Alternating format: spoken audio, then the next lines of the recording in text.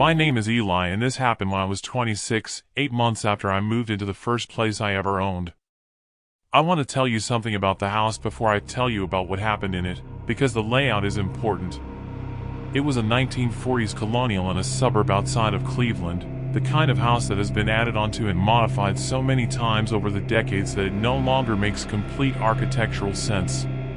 The original structure was solid and the main floors were fine.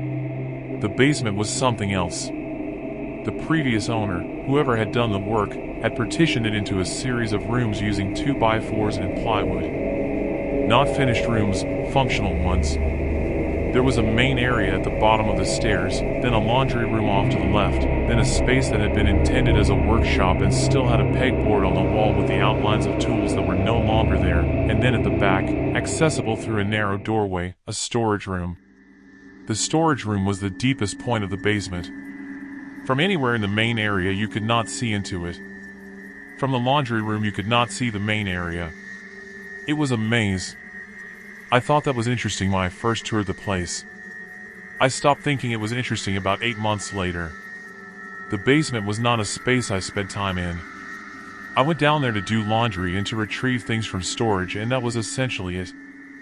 I had boxes of books down there, some furniture I hadn't decided what to do with, the water heater and the furnace. Nothing that required me to be there more than 10 or 15 minutes at a time. The light situation was not ideal. The previous owner had left behind a collection of old incandescent bulbs that cast everything in a yellow dim that made the space feel smaller and more closed in than it was. I kept meaning to replace them with something brighter. I never got around to it. On a Tuesday night in October, I went downstairs to do laundry. It was around 9 in the evening. My phone was on the kitchen counter charging. I had a habit of leaving it upstairs when I did chores because I was trying to limit screen time, which in retrospect was an extremely poorly timed habit to have developed. I opened the basement door and reached for the light switch at the top of the stairs. The lights were already on. I stood there for a moment. I had not been in the basement in 3 days. The lights had not been on 3 days ago when I came down to move some boxes. I had a specific memory of turning them off when I left because I always turned them off. The bulbs were old and I worried about fires. I did the thing you do when you find a light on that shouldn't be on. I came up with explanations. Maybe I had forgotten. Maybe there had been a power fluctuation that had somehow triggered them. Maybe my memory of turning them off was false. None of these explanations were satisfying, but none of them were impossible. I went down the stairs with my laundry basket. The basement was empty. I checked it the way you check a space you're not worried about, a quick look around as you move through it, registering the familiar layout, not looking for anything specific. Laundry room, workshop, storage doorway. Everything in its place. I started the wash and came back upstairs. I went back down 45 minutes later to move the laundry to the dryer. The lights were still on because I had left them on this time. I moved the clothes and went back upstairs. I came down a third time an hour later to get the dry laundry. I was at the bottom of the stairs reaching for the basket when the lights went out. All of them. Simultaneously. Not a flicker, not a gradual dimming, off. The basement was completely dark. I had not been down there with the lights off before, and I had not understood how dark it would be. There were no windows in the partitioned back sections. The only light source was a small ground-level window in the laundry room that admitted a faint wash of moonlight. It was not enough to see by. It was enough to confirm that I was in complete darkness. I stood still. My first thought was a tripped breaker. My second thought was that breakers don't trip from a 40-watt load on a single circuit. My third thought arrived more slowly, and I didn't want to have it. Someone had turned off the lights. The switch was at the top of the stairs. I was at the bottom of the stairs. The switch had been turned off from somewhere between me and the stairs, which meant something was between me and the stairs. I did not move. I stood completely still in the dark holding a laundry basket and I listened. The furnace ticking. The dryer cooling. The particular silence of a space where sound doesn't travel far because of the partitions. And then, from somewhere in the main area, not the laundry room, not the workshop, the main area, the space I had just walked through, I heard movement. Not loud. A single footstep on the concrete floor. The sound of someone redistributing their weight. I put the laundry basket down on the floor without making noise. I did not know exactly why I did this, some instinct that said, do not let anything know what you have in your hands, do not have anything in your hands. I started moving toward the stairs. I could not see them. I had been in the basement 3 or 4 times a week for 8 months, but I had never navigated it without light, and I found immediately that my mental map of the space was not reliable in the dark. I knew the stairs were to my left and ahead of me. I started moving in that direction with my hands out. The footsteps started behind me. Not fast. Measured. The same pace as mine, more or less. I sped up. The footsteps sped up. I stopped. The footsteps did not stop immediately. There was a half-second delay, like whoever was behind me had not anticipated my stop, and then they stopped. I started moving again, and this time I stopped caring about being quiet. I moved as fast as I could toward where I thought the stairs were, and my hip connected with something hard, the corner of the washing machine, and I stumbled and went down on one knee on the concrete. The pain was immediate and severe, and I got up without thinking about it and kept moving. I found the staircase railing by running my hand into it. I grabbed it and ran up the stairs and burst through the door into the kitchen and slammed it behind me and stood there shaking with both hands on the doorknob. From the other side of the door I heard footsteps on the stairs. Slow ones. Not running. Not panicking. Measured and patient, all the way to the top. And then they stopped. Then there was a single knock on the door. I was already dialing 911. The police cleared the basement. They found the back window in the storage room had been pried open, a ground-level window I had never thought to check because it was behind a stack of boxes. The boxes had been moved. Quietly, carefully, stacked differently than I had left them. The officers found a sleeping bag in the corner of the storage room, a backpack, food wrappers, an empty water bottle. Someone had been living in that room. The officer estimated at least 2 weeks based on the accumulation. The most specific detail, the one I have thought about many times since, was the light switch. It is not in an obvious location. It is mounted on the side of the staircase frame, not at the top of the stairs where you would expect it. A visitor to the house would not know where it was without being told or without having spent time in the basement. The officer pointed this out directly. He said whoever was down there knew exactly where the switch was. They had been in my basement longer than 2 weeks. Long enough to learn where the light switch was. Long enough to feel comfortable using it as a tool. I moved out of that house 4 months after the incident. Not immediately. I stayed for 4 months trying to convince myself that because they were gone the problem was solved. But I never went into the basement alone again, and I never went at night, and eventually the cumulative weight of those 2 facts made staying untenable. I live in an apartment now. No basement. I have not had a basement since that night, and I do not intend to have one. There is one thing I have never been able to reconcile. The knock on the door. They were leaving. They had been discovered. The police were called. There was no rational reason to knock on the door instead of simply leaving through the window they had come in through. The knock was not a threat. The door was solid and locked, and they did not try to open it. It was something else. An acknowledgement, maybe. Or a goodbye. I do not know which of those possibilities is more unsettling.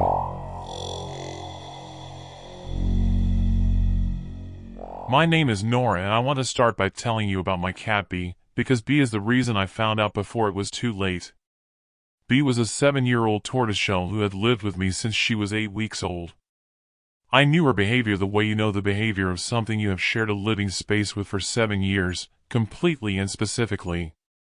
I knew which sound she made when she was hungry versus when she wanted attention versus when she was agitated. I knew her routines down to the hour. She was a creature of absolute habit, and her most fixed habit was the basement. My house had a finished basement that I used as an office and a secondary living space. I worked from home and spent the majority of my day down there. Bee spent it with me. She had a bed on the shelf next to my desk and a food bowl in the corner, and she rarely left the space during working hours. At night I brought her upstairs. That was the routine. Every day for 6 years. In February of last year, B stopped going into the basement. Not gradually, suddenly. One morning I opened the basement door and put her down on the landing, and she turned around and walked back into the kitchen. I put her back. She walked out again. I checked her food, her water, her bed, everything was as it always was. I assumed she was having an off day and let it go. She refused again the next morning. And the morning after that. By the fourth day I was concerned enough to look at the space differently. I went through the entire basement, both the main room and the utility room at the back, checking for anything that might have upset her. Mold, a pest, a smell, a new noise from the furnace. I found nothing. The space looked and smelled completely normal. What I did notice, and what I initially attributed to my own disorganization, was that things in the utility room seemed slightly different. I kept cleaning supplies and extra storage there, boxes of files, seasonal items, a spare vacuum cleaner. The boxes were in roughly the right places, but the specific arrangement felt off. I had a particular way of stacking things that I had developed over years, and the stack in the back left corner was not how I would have stacked it. I stood there for a while trying to decide if I was misremembering. I decided I probably was and went upstairs. The basement door at the back of the utility room, I should tell you, was an exterior door that opened to the side yard. It was a heavy wooden door with a deadbolt that I kept locked.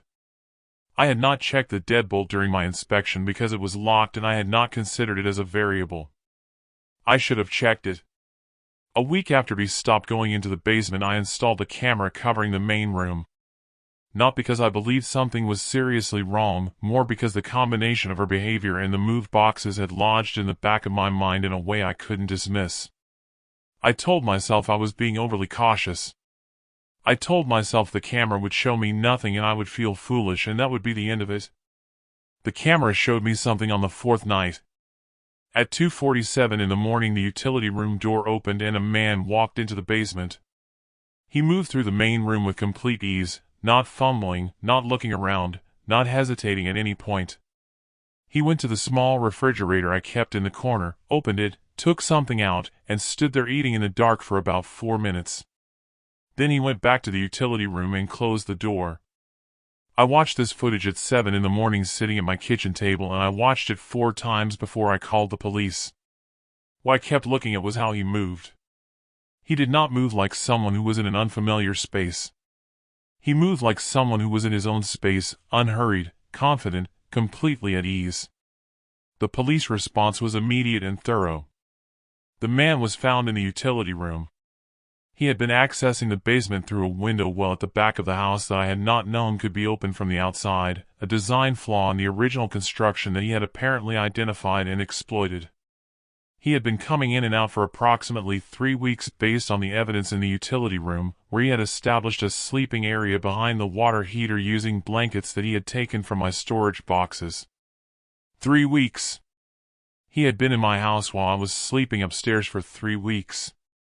He had been in the same room where I worked every day, eating my food, sleeping behind my water heater, coming and going through a window I had never thought to secure. The detail that I have had the most difficulty with is the refrigerator. He opened it and took food from it casually, the way you open a refrigerator that you have opened many times before. At 2:47 in the morning, in a room he was not supposed to be in, he was comfortable enough to stand there and eat in the dark. B knew from the first day. She had gone to the basement as she always did, walked into the utility room, and found someone there. She had registered it immediately and absolutely, and she had refused to go back. I did not listen quickly enough. But I listened. The exterior door had been relocked every time he left, so I never had a reason to check it. The police found it was a spare key. He had found one, somewhere, at some point. I have spent time trying to understand where a key could have come from. I have not found an answer. The house was my parents' before it was mine, and before that it belonged to a family I never met. Any of those histories could contain the answer. I have accepted that I will probably never know. B lives in the basement again. It took her 6 weeks after the man was removed before she would go back down. The first morning she walked back to the landing and went down the stairs on her own. I sat at the top and watched her go and felt something. I don't have a clean word for relief, maybe, but more specific than that. The confirmation that she had judged the space safe again. I trust her judgment completely now. I did before, but now I understand what that trust actually requires, that when she tells me something is wrong, I act on it immediately. Not after a week of rationalizing. Immediately. She has not hesitated at the basement door since. I still check. My name is Garrett and I was 17 when this happened, on a Friday night when my parents were out of town and I had the house to myself for the weekend. I need to give you the layout of the house before I get into it because two specific details about the layout are what made everything both possible and then impossible to ignore. The house was a 2-story colonial with a finished basement. The basement had 2 access points, the interior door at the top of the basement stairs, which was in the main hallway on the first floor, and a door in the back of the basement itself that connected to the attached garage. My parents used the garage door as a shortcut for bringing in groceries. I used it for other things, specifically for sneaking people in without going through the front door. The second detail is about our dog, a 4-year-old golden retriever named Hank. Hank slept in the basement. Not because we put him there, he chose it. He had a bed down there and he loved it, and every night he would go down on his own around 10 and sleep until morning. That was his routine without exception. On this particular Friday I had my girlfriend at the time, a girl named Becca, over. We came in through the garage door so her car wouldn't be visible from the street, standard procedure. The basement was where we hung out.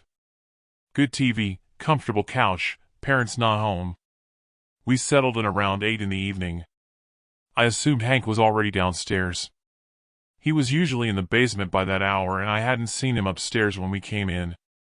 I registered his absence the way you register the absence of something that's supposed to be there, briefly, without concern, assuming the expected explanation. He was probably asleep in the back corner where he liked to be.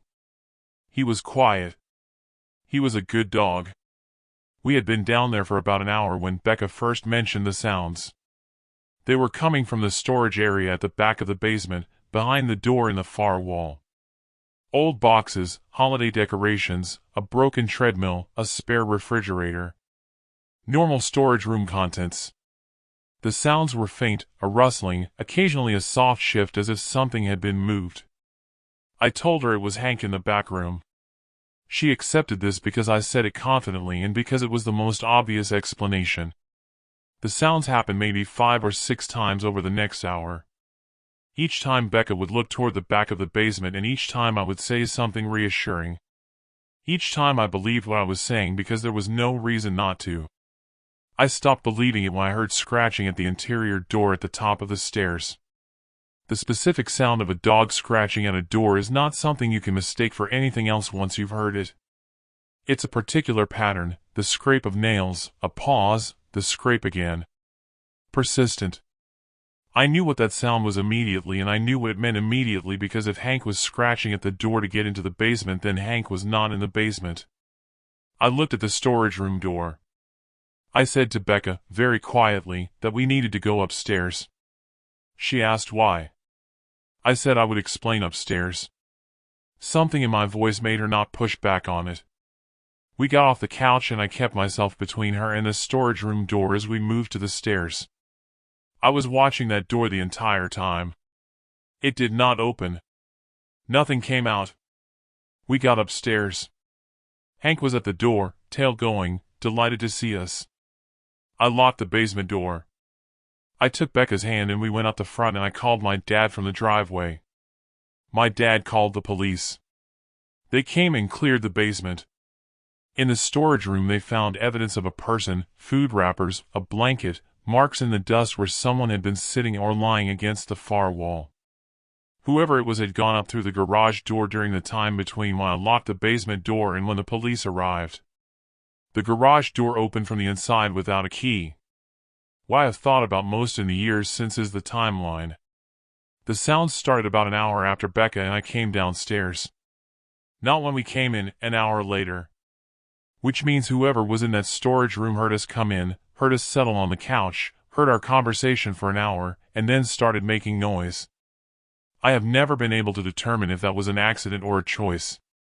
The other thing I think about is Hank. He had not gone downstairs that night.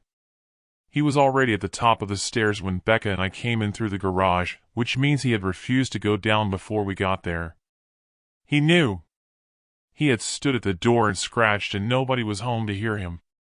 When we came in through the garage, he couldn't warn us directly, so he waited upstairs and scratched at the door until I finally understood what he was telling me. He was a good dog. The best I've ever known. I have never since assumed that a sound I can't explain is the dog. If I can hear the dog, the sound isn't the dog. That seems obvious now. At 17, in a familiar house, with a comfortable explanation available, I missed it for an hour. An hour is a long time to be sitting on a couch while someone listens from behind a door 8 feet away. My name is Priya, and I was 11 years old when this happened at my aunt and uncle's house during a family gathering in late October. My aunt and uncle had a large house. Large enough that when the extended family came over, aunts, uncles, cousins, the full group, the kids and the adults naturally separated without anyone organizing it. The adults took the main floor. The kids took the basement. This had been the arrangement at every gathering I could remember. The basement was finished and well-stocked for kids, a sectional couch, a large TV, a ping-pong table, a foosball table. Off the main room there were 2 storage rooms. We were never supposed to go in them because they had my uncle's tools and my aunt's craft supplies, and neither of those things were meant to be touched by 11-year-olds. We went in them anyway during hide and seek, which is the relevant information. There were 5 of us that night, me, my cousins Deb and Asha, and 2 kids from the neighborhood whose parents were friendly with my aunt and uncle. The 5 of us had been playing hide and seek for about an hour, cycling through the various hiding spots the basement offered. We had used both storage rooms multiple times. We knew them well by that point in the evening. I knew where everyone was likely to be and which spots had already been used and which were still viable. It was my turn to seek. The other 4 went to hide. I stood at the base of the stairs with my eyes closed and counted to 30 and then turned around and started looking. I found Deb behind the couch in 2 minutes. I found the 2 neighborhood kids in the laundry area off the main room. That left Asha. I checked the obvious places first, under the ping-pong table, behind the foosball table, the closet in the corner. Not there. I went to storage room 1 and checked it methodically, moving boxes, looking behind the shelving units. Not there. I went to storage room 2. The light in storage room 2 was a pull cord hanging from the ceiling in the center of the room. I pulled it. The room was full of the usual things: plastic bins, a workbench along one wall, rolls of wrapping paper standing in the corner, a spare folding table leaning against the far wall. And in the middle of the room, between the workbench and the bins, there was a person sitting in a folding chair with a moving blanket draped over them. I assumed it was Asha. The size seemed right, not large, not small. The blanket was one that we had used before in the game, pulling it from a box to use as a covering for hiding spots. I walked toward the figure and said in the specific tone you use when you have found someone in hide and seek, "You're found." The figure did not move. I said it again, less playfully. Still nothing. I reached out and took the edge of the blanket and pulled it back. It was not Asha. It was a man I had never seen before. He was in his 40s or 50s, sitting in the folding chair with his hands on his knees, looking directly at me. He did not startle when the blanket came off. He did not move at all. He just sat there and looked at me with an expression that I have spent years trying to describe and have never found the right word for. Not threatening. Not apologetic. Not afraid. Neutral, in a way that felt wrong because neutral was not a reasonable response to the situation. I could not scream. I have heard people say this, and before that night I did not fully believe it. I thought it was something people said to dramatize an experience. I know now that it is real. My throat closed. I stood holding the edge of the blanket and stared at this man and could not make a sound. Then Dev appeared in the doorway behind me, looking for me, and saw what I was looking at. Dev screamed.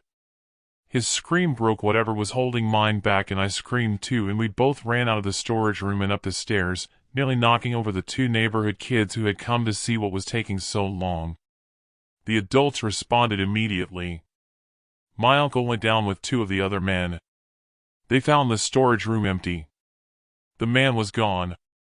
He had gone out through a basement window that opened to the window well on the side of the house, a window none of us had ever thought to check because it was behind the shelving units and not visible from the main part of the room. The police came. They searched the property and found nothing. They took a report. They asked my uncle about the gathering, how many people had been in and out of the house, whether the front door had been left unlocked, whether anyone had seen a man matching my description. The answers were many, yes and no. Their theory was a stranger who had come in through the front door during the gathering when foot traffic in and out of the house was constant, found his way to the basement, and waited. What I have never been able to fully process is the sitting. He was sitting in a chair. He had positioned a folding chair in the middle of the storage room and was sitting in it under a blanket. Not crouching, not hiding in the conventional sense, sitting. Like he was waiting. Like he had arranged himself for a particular purpose that I interrupted by pulling the blanket off before whatever he was waiting for could happen. I have thought about what he was waiting for many times. I have thought about the fact that it was a children's game that had been sending individual kids into that storage room one at a time for the past hour. I have thought about the fact that I was the fifth child to go into that room and the first one to check that particular spot. I don't pursue that line of thinking very far. It doesn't help anything to follow it to its conclusion. Asha, for what it's worth, had been hiding in the dryer the entire time.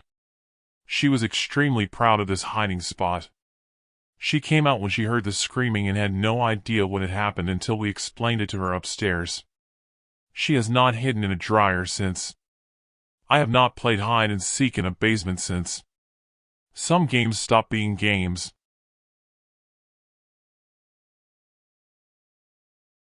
My name is Dean and I was 22 when this happened, working the closing shift at a Mexican restaurant in a town about 40 minutes from where I grew up. I need to explain my situation at the time because it matters for understanding why I made the choices I made. I had just dropped out of college after one semester, not dramatically, just a quiet mutual acknowledgement between me and higher education that we were not compatible. I was living in a studio apartment that absorbed most of my income, and I had taken the first job that offered me enough hours to cover rent. The restaurant paid in cash at the end of each shift, and the manager, a man named Carlos, was the kind of person who asked no questions as long as you showed up and worked. I was not in a position to be selective. I needed the job. The restaurant itself was fine. The food was decent, the regular customers were friendly, the work was straightforward. The only thing that unsettled me from the beginning was the closing shift. The building was old, one of those commercial spaces that had been half a dozen different things over the decades, and it made sounds at night that it didn't make during the day. I was used to working in empty spaces after hours, but this building had a particular quality to its nighttime quiet that I found hard to describe to anyone else. Just something in the air that I never got comfortable with. I was mopping the kitchen floor about 3 weeks into the job when I first heard it. A dull thud from below the tile, followed by a scraping sound. Distinct and sequential. I stopped mopping and stood still and listened. It happened again, thud, then scraping, then silence. It was clearly coming from below the floor. I filed it under old building, old plumbing, and finished mopping. It happened again 2 nights later. And the night after that. Each time from the same area of the kitchen floor, each time the same 2 sounds in sequence. I mentioned it to Carlos. He told me it was nothing and went back to whatever he was doing. I told him the building sounded like it had a basement. He said there was no basement, the previous owners had sealed it years ago. I had seen window wells on the side of the building. Ground-level rectangular wells cut into the soil, the kind that exist to provide light and air to below-grade rooms. You don't have window wells without windows. You don't have windows without rooms. I knew Carlos was lying, and I knew from the way he said it that I was not supposed to push further. I didn't push further. But the sounds continued. Every closing shift, from the same spot on the kitchen floor, the same sequence. Thud, scrape. Thud, scrape. The pattern of it bothered me more as time went on. It was too consistent to be pipes or rodents. It had the quality of something intentional. Something that was aware of the rhythm of the space above it. After about 2 weeks of this, I went around to the side of the building after my shift and looked at the window wells. I crouched next to the nearest one and shone my phone flashlight through the glass.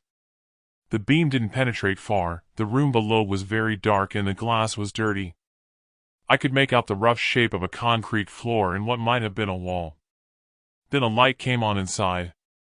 Just for a second, not a lamp, more like a phone screen activating. Then off. I went back to my car and sat there for 10 minutes before driving home. I didn't sleep well. I went back to the window the following week. I don't know why. I knew what I was going to find was not going to make me feel better. But the sounds had been in my head for weeks and I needed to see whatever was there clearly enough to make a decision about what to do. I crouched at the window well and got as close to the glass as I could and looked in. There was a face on the other side of the glass. Not inches away, maybe 2 feet back from the window, standing in the dark. A man with wild hair and eyes that caught what little light came through the glass and reflected it back. He was completely still.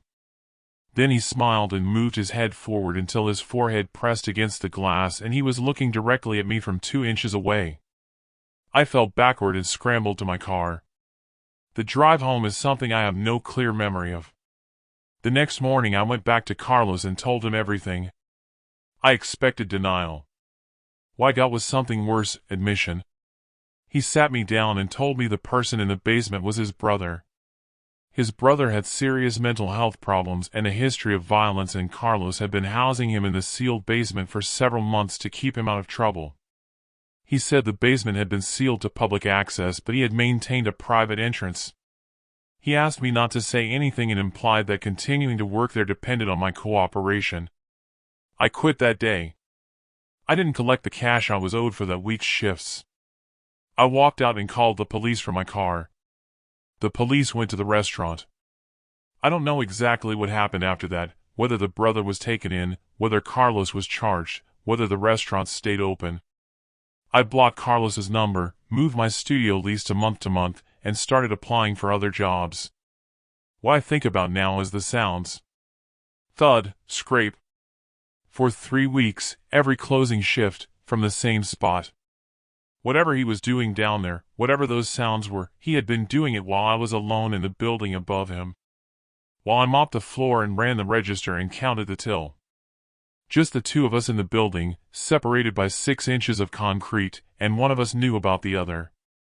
The sounds were his footsteps, I think. The thud was his foot, the scrape was the drag of it. Something in his gait, an injury or a condition that made him walk that way. 3 weeks of those footsteps before I saw his face. I think about whether he had heard mine. My name is Sloane, and what I am about to tell you is a story I have told very few people in full because most of what makes it disturbing depends on a piece of information that didn't exist for me until I was 16. What I experienced when I was 8 was one thing. What I understood when I was 16 was something else entirely. We lived in a large house in a suburb of Philadelphia, my parents, my younger brother, and me.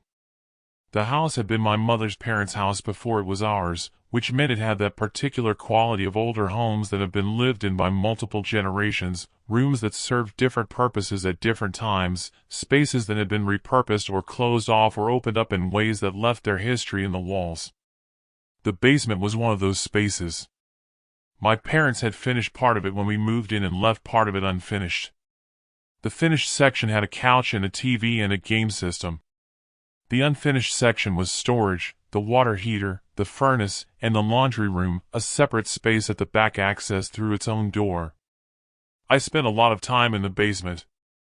Our family's only other TV was in the living room where my parents spent their evenings, which meant if I wanted to play video games without interruption, the basement was where I went. My brother was too young at the time to be interested, so I was usually alone down there. On the night this happened I was alone and it was late, maybe 10 or 10:30 on a Saturday. My parents were somewhere upstairs. The basement was lit by the TV and a single overhead light in the main area, and the laundry room door was closed as it always was. I was playing a game I had been obsessed with for weeks, one of the early racing games on the system I had at the time. I was at a part one had been stuck on for several sessions and I was focused in the way that makes you tune out everything else. I had headphones on. The volume was high enough that the game sounds were the only sounds I could hear. I paused the game to get a snack. I took off the headphones. In the silence of the basement I heard something from the laundry room, a sound that I registered immediately as a voice. A woman's voice, low and not quite distinct, the way voices sound when someone is talking to themselves quietly. My mother had a specific habit of talking to herself while she folded laundry. A low murmur, not words exactly, more like the sound of someone processing their thoughts out loud. I had heard it hundreds of times through closed doors and walls. This sounded like that. I assumed it was her. I almost called out to her. Instead, I went to the laundry room door and stood outside it for a moment, listening. The murmuring continued. I knocked and said, "Mom." The murmuring stopped. I opened the door. The laundry room was lit by a single bulb. The washer and dryer were against the left wall. Storage shelves on the right. At the back of the room, in the corner beside the water heater, there was a woman standing with her back against the wall. She was not my mother. I registered this wrongness immediately, but I did not run immediately. There was a lag while my brain tried to recategorize what it was seeing. She was looking at me. Her face was thin and her hair was unwashed and she was wearing clothes that were too light for the season. She looked at me with an expression that I have only been able to describe as recognition, the expression of someone who knows who they are looking at. She said my name. My first and last name together. Said it quietly, the way you say something you have been waiting to say. I screamed and ran upstairs. My parents responded immediately and I told them through crying that there was a woman in the laundry room who knew my name. My father went downstairs. I stayed with my mother. I remember the long time I sat with my mother in the kitchen waiting for my father to come back up. I remember the sound of the police arriving and the voices in the basement. What I do not remember is much of what happened after that night because my parents handled it in the way that parents sometimes handle things with young children, by absorbing as much of the information as possible into themselves and giving me the version they decided I should have. The version I was given was simple. A troubled woman had broken into the house. The police had handled it. Everything was fine. I believed this until I was 16 and made a decision that changed what I knew. I had always remembered that the woman knew my name. I had asked my parents about it more than once over the years and gotten versions of the same answer, that she must have known our family somehow, that disturbed people sometimes fixated on strangers, that it didn't mean anything. The answers never fully satisfied me, but I didn't have the tools to push further until I was 16 and discovered the particular usefulness of the internet for answering questions that adults had chosen not to answer. My mother's family was not a subject that came up often. Her parents were gone by the time I was born. I knew she had grown up in Philadelphia, that she had gone to school there, that her family had been complicated in ways she did not discuss. That was the full extent of it. I found a family history site and put in what I knew. I found my mother's name, my grandparents' names, and alongside them, a sibling. My mother had a sister. The name meant nothing to me, I had never heard it spoken. I searched the name. The first result was an obituary dated 3 years after the night in the basement. The second was a public record of psychiatric institutionalization. The third was an incident report from a county I did not recognize, predating the night in the basement by about a year, for trespassing and stalking. The woman in the laundry room was my mother's sister. My aunt, whom I had never been told existed. She had been estranged from the family before I was born for reasons my mother has never fully explained to me.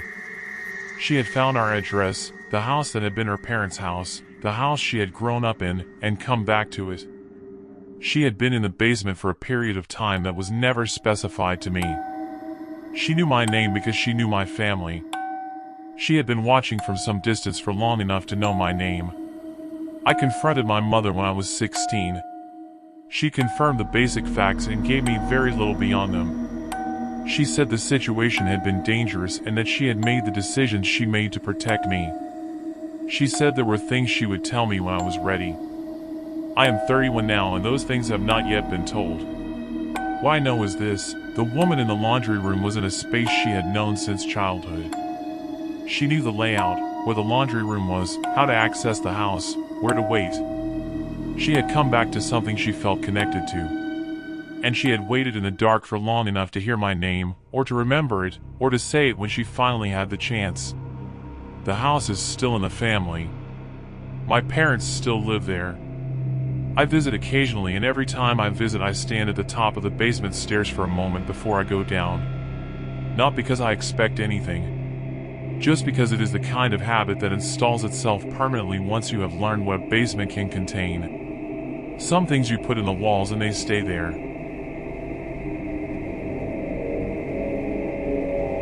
6 basements. 6 accounts. The space below the house. If these stayed with you, subscribe and turn on notifications. The next ones are already waiting.